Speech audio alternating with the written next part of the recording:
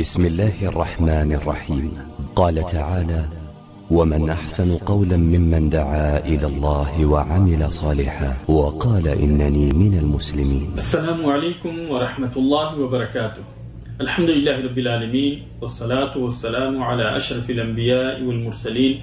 نبينا محمد وعلى آله وصحبه أجمعين ومن تبعهم بإحسان إلى يوم الدين. محترم ناظرین اور سامعین، الحدیث الواحد والاربعون، حدیث نمبر 41، عن ابی محمد عبداللہ بن عمرو بن العاص رضی اللہ عنہما قال قال رسول اللہ صلی اللہ علیہ وسلم۔ ابو محمد عبداللہ بن عمرو بن العاص رضی اللہ تعالی عنہما روایت کرتے ہیں کہ رسول اللہ صلی اللہ علیہ وسلم نے فرمایا: لا یؤمن احدکم حتی یکون ہواہ تبعا لما جئت بہ۔ تم میں سے کوئی شخص اس وقت تک مومن نہیں ہو سکتا جب تک کہ اس کی خواہشات میری لائی ہوئی شریعت کے مطابق نہ ہو جائے۔ حدیث صحیح رویناہ فی کتاب الحجۃ باسناد صحیح۔ یہ حدیث صحیح ہے جو کہ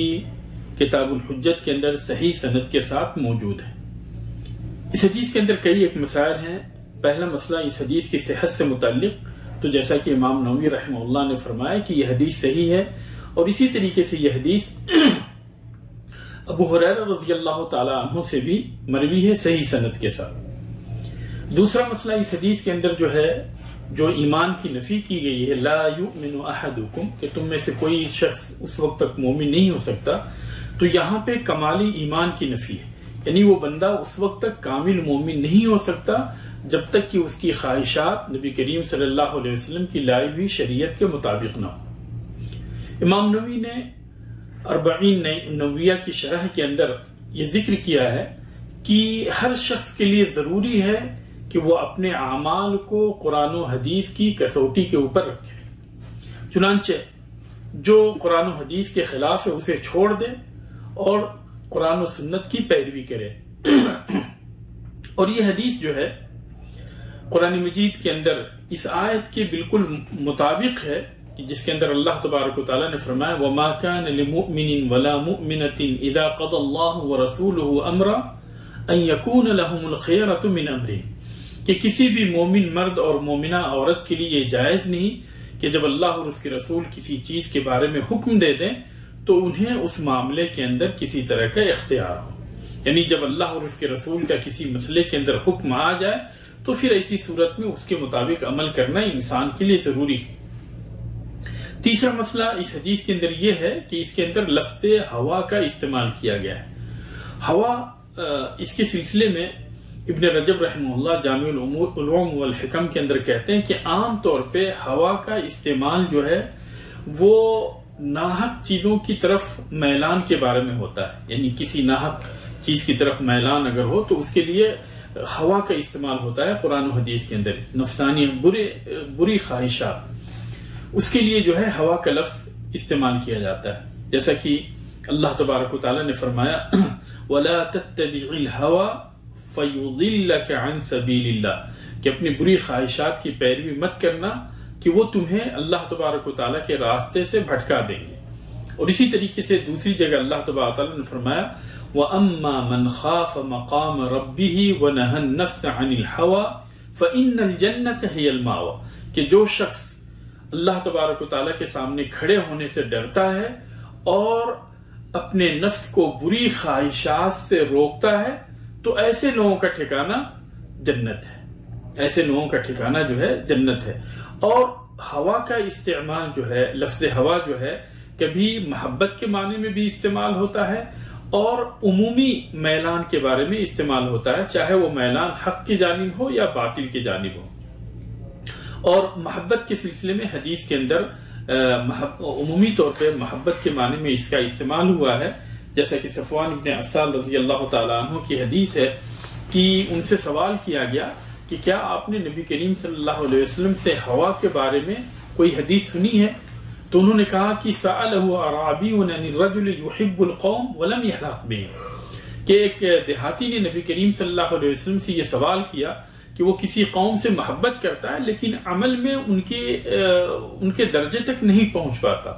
فقال المرء مع من احب، تو نبی کریم صلی اللہ علیہ وسلم نے فرمایا کہ آدمی اسی کے ساتھ ہوگا جس سے کہ وہ محبت کرتا ہے۔ تو یہاں پہ لفظ ہوا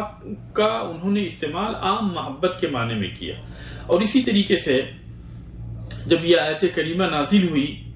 ترجی من تشاء منہن وتؤوی الیک من تشاء،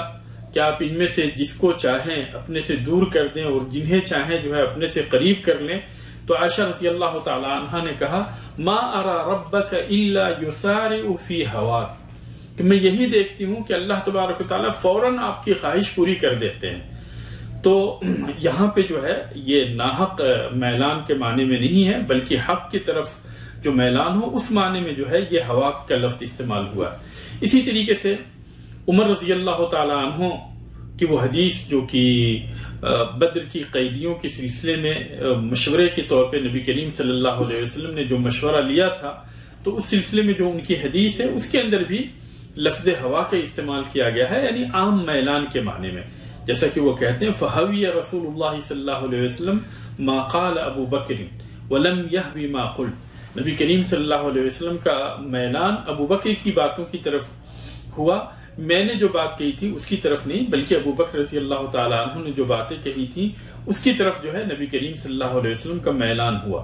تو یہاں پہ جو ہے محبت اور جھکاؤ جو ہے یہ محمود ہے، یعنی قابل تعریف ہے، قابل مذمت نہیں ہے۔ تو اس طریقے سے جو ہے لفظ ہوا کا استعمال عام طور پہ جو ہے قابل مذمت چیزوں کے اندر ہوتی، لیکن کبھی کبھار جو ہے جو چیزیں قابل مدح ہوتی ہیں، قابل تعریف ہوتی ہیں، ان کے لیے بھی جو ہے کبھی کبھار جو ہے لفظ ہوا کا استعمال ہوتا ہے۔